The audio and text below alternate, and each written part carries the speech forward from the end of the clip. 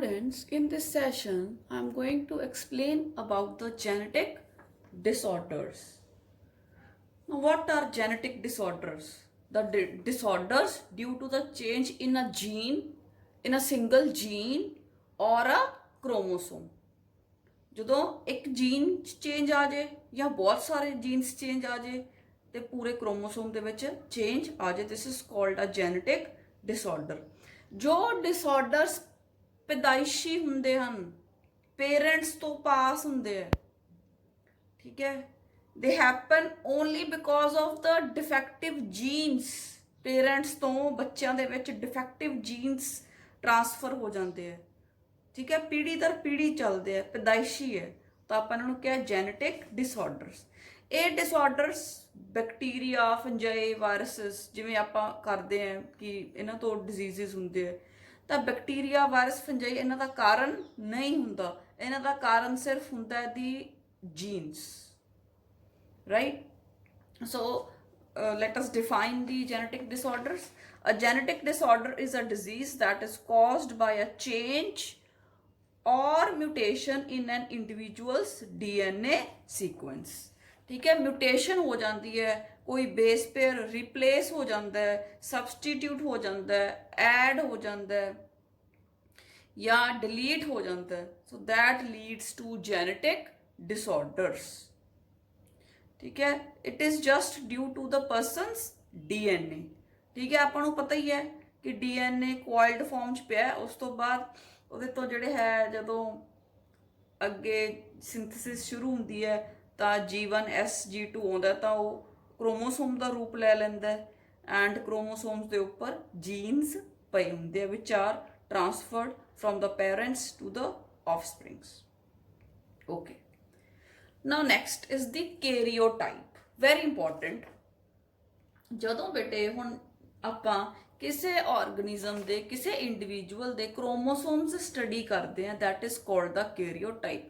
ਮਤਲਬ ਆਪਾਂ ਨੂੰ ਪਤਾ ਹੈ ਕਿ ਹਿਊਮਨ ਬੀਇੰਗਸ ਦੇ 46 ਕ੍ਰੋਮੋਸੋਮਸ ਹੈ ਤੇ 23 ਪੇਅਰਸ ਹੈ, ਦੈਟ ਇਜ਼ ਦੀ ਕੈਰੀਓਟਾਈਪ। ਇਹਦੇ ਵਿੱਚ ਕੀ ਕਰਦੇ ਆ ਬੇਟੇ, ਜਿਸ ਵੀ ਆਰਗੇਨਿਜ਼ਮ ਦਾ, ਪਲਾਂਟ ਦਾ ਲੈਣਾ ਹੁੰਦਾ ਹੈ, ਕ੍ਰੋਮੋਸੋਮ ਦੇਖਣੇ ਹੁੰਦੇ ਆ, ਕੈਰੀਓਟਾਈਪ ਦੇਖਣਾ ਹੁੰਦਾ, ਤਾਂ ਉਹਦੇ ਕ੍ਰੋਮੋਸੋਮਸ ਨੂੰ ਬੇਟੇ ਕੱਢ ਕੇ ਬਰਡਸ ਚੋਂ, ਜਿਵੇਂ ਆਪਾਂ ਫਲਾਰ ਦੀ ਗੱਲ ਕਰੀਏ ਤਾਂ ਉਹਨਾਂ ਨੂੰ ਸਟੇਨ ਕਰ ਲਿਆ ਜਾਂਦਾ with a particular dye and they are examined under the microscope. ਫਿਰ ਬੇਟੇ ਤੁਹਾਨੂੰ ਦੱਸਿਆ ਗਿਆ ਹੈ ਕਿ metaphase stage is the best stage to study the shape, size and number of the chromosomes. So these chromosomes, they are studied during the metaphase, and this study of the chromosomes of a person's chromosome, I'm talking about the human beings, is called as karyotype.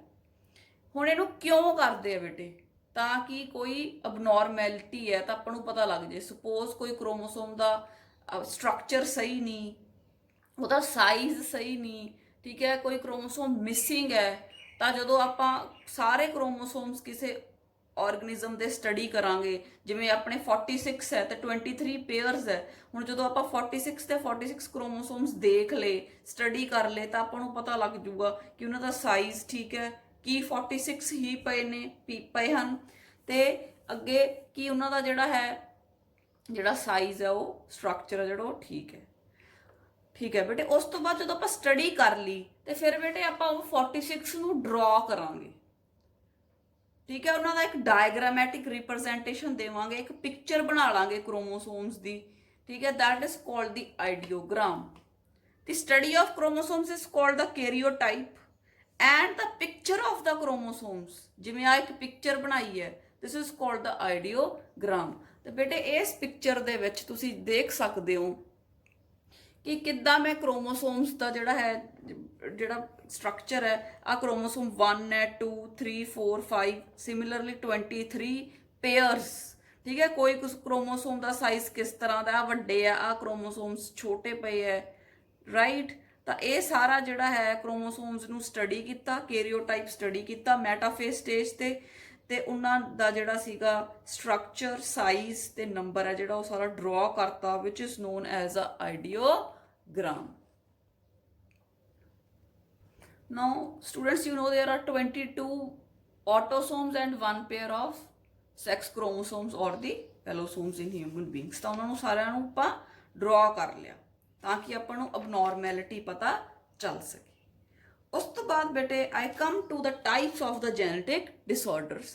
So genetic disorders are divided into two categories। Number one, the Mendelian disorders।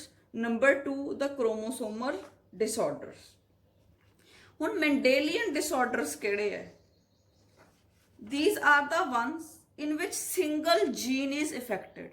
A single gene is affected, those are called as Mendelian disorders।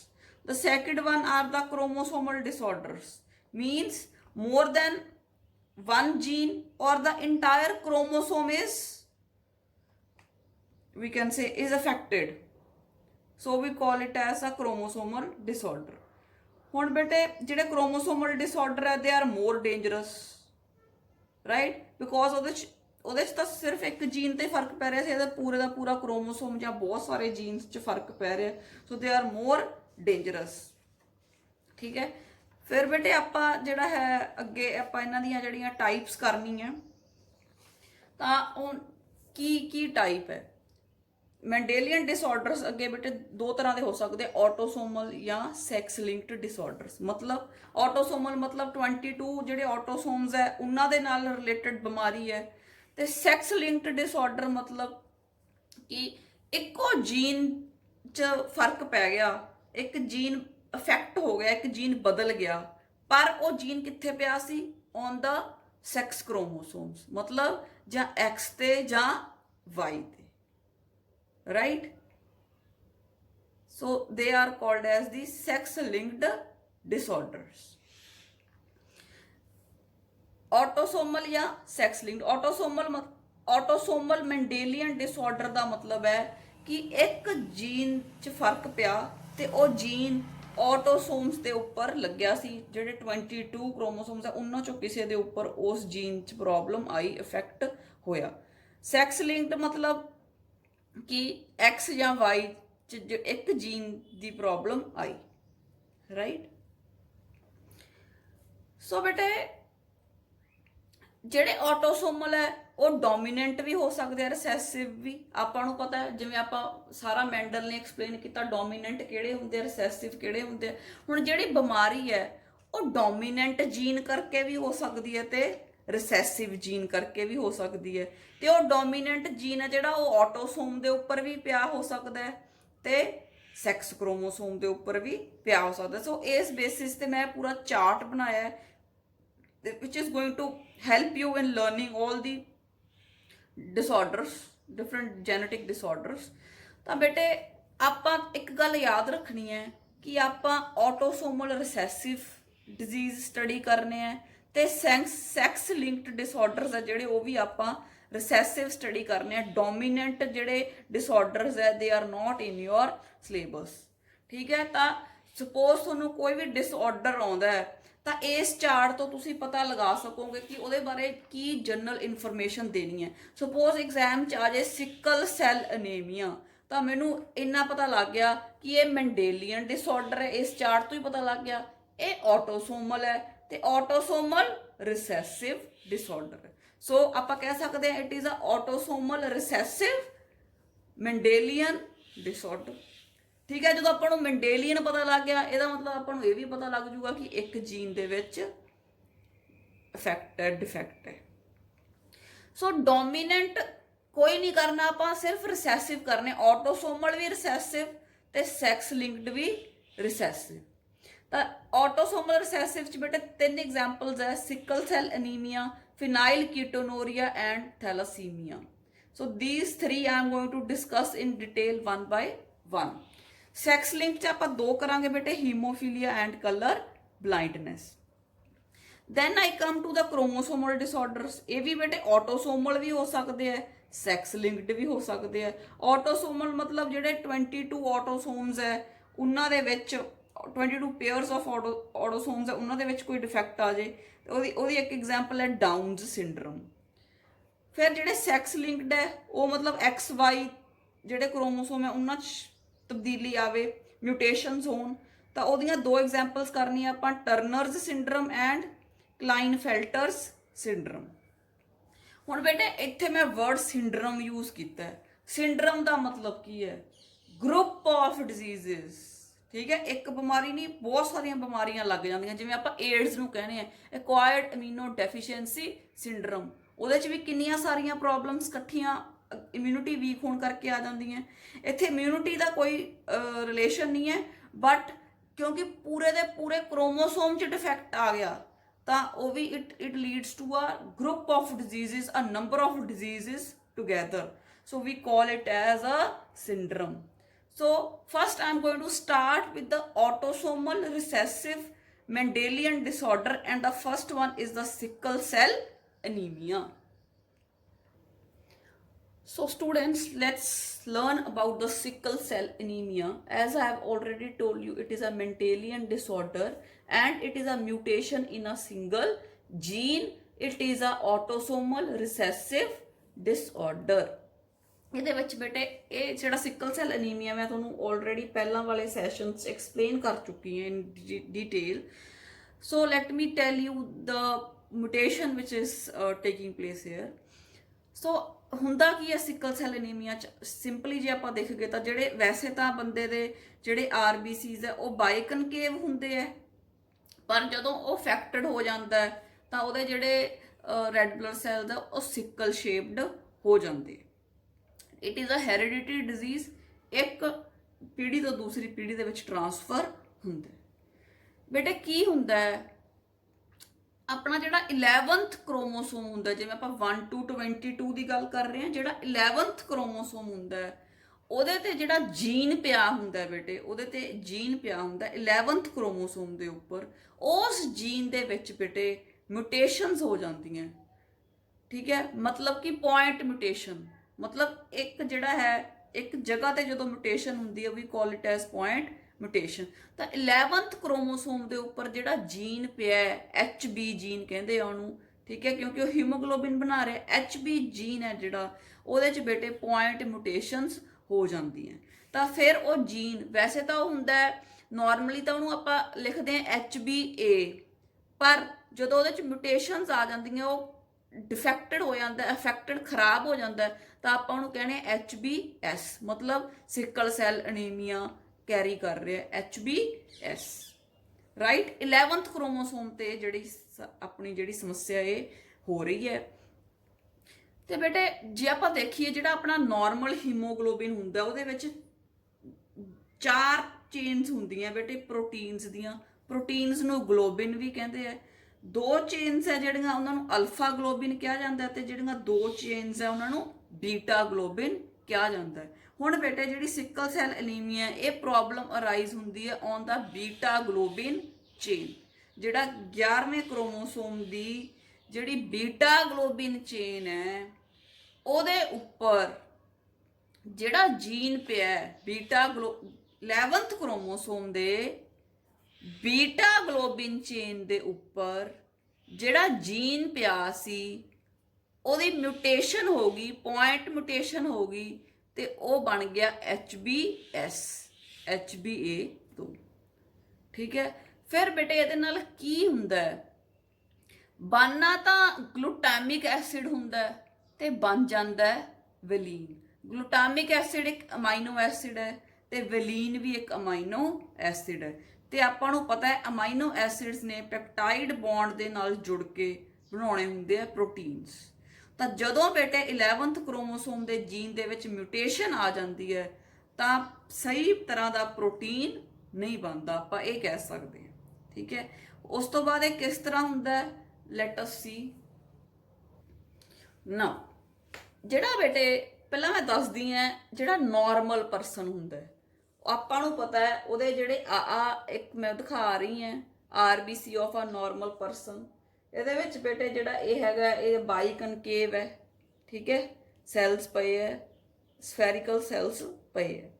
ਠੀਕ ਹੈ, ਸਫੈਰੀਕਲ cells ਕਿਉਂ ਪਏ ਹੈ? ਕਿਉਂਕਿ ਉਹਦੇ ਕੋਲ normal jean ਹੈ। Normal jean ਦਾ ਨਾਮ ਹੈ HBA। ਠੀਕ ਹੈ, ਸਮਝ ਆਇਆ?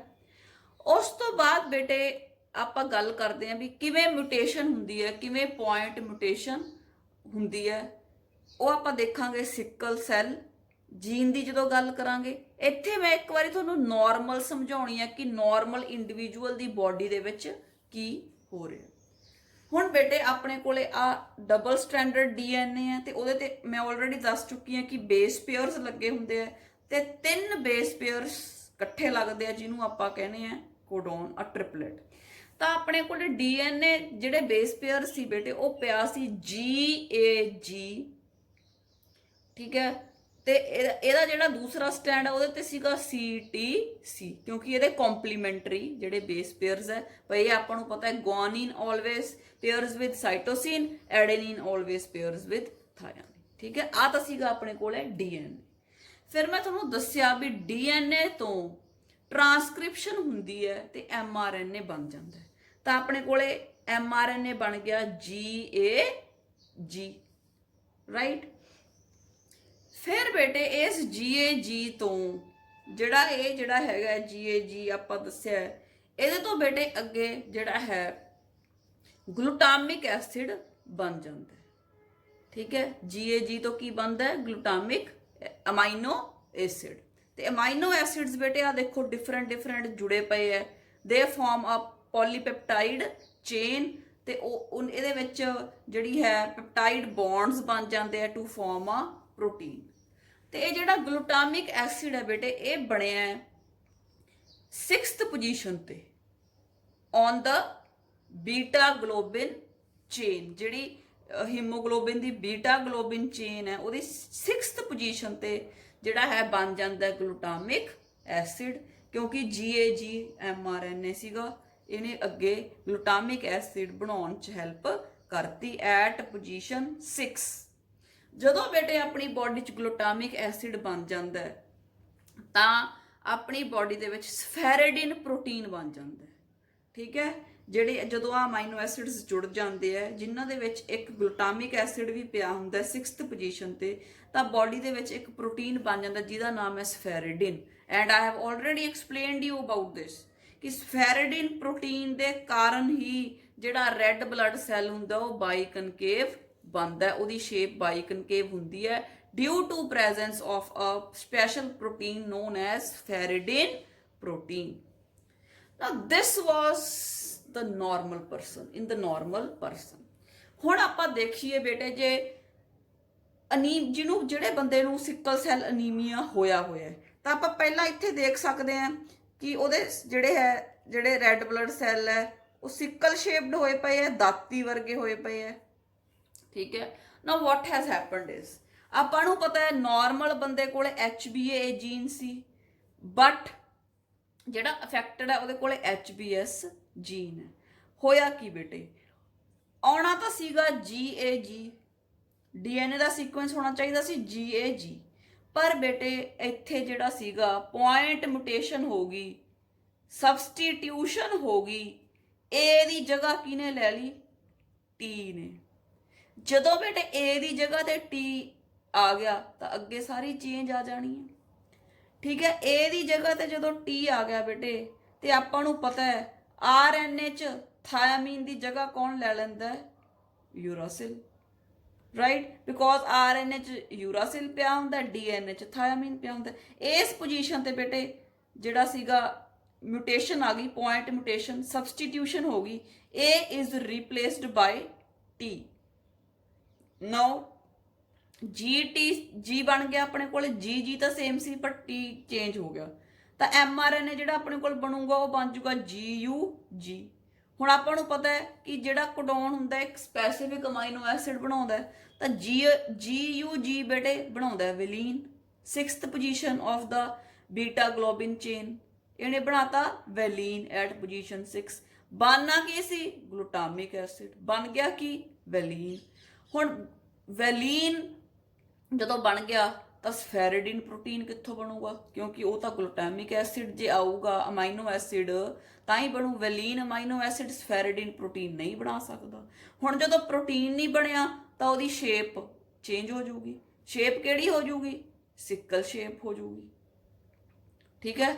ਸਿਕਲ ਸ਼ੇਪ ਹੋ ਗਿਆ ਤਾਂ ਰੈੱਡ ਬਲੱਡ ਸੈੱਲ ਦਾ ਸਰਫੇਸ ਏਰੀਆ ਘਟ ਜਾਊਗਾ, ਆਕਸੀਜਨ ਕੈਰਿੰਗ ਕਪੈਸਿਟੀ ਘਟ ਜਾਊਗੀ, ਤਾਂ ਆਦਮੀ ਦੇ ਅੰਦਰ ਆਕਸੀਜਨ ਦੀ ਡੈਫੀਸ਼ੀਐਂਸੀ ਹੋ ਜਾਊਗੀ, ਅਨੀਮੀਆ ਹੋ ਜਾਊਗਾ।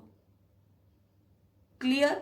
ਸੋ ਇੱਕ ਚੇਂਜ ਆਈ, ਇੱਕ ਪੁਆਇੰਟ ਮਿਊਟੇਸ਼ਨ ਹੋਈ, substitution of a nitrogenous base takes place, ਠੀਕ ਹੈ। ਤੇ ਜਿਹੜੇ ਰੈੱਡ ਬਲੱਡ ਸੈੱਲ ਸੀ they become sickle shaped because no spheridine protein is formed because glutamic acid at position 6 is replaced by valine at position 6 of the beta globin chain.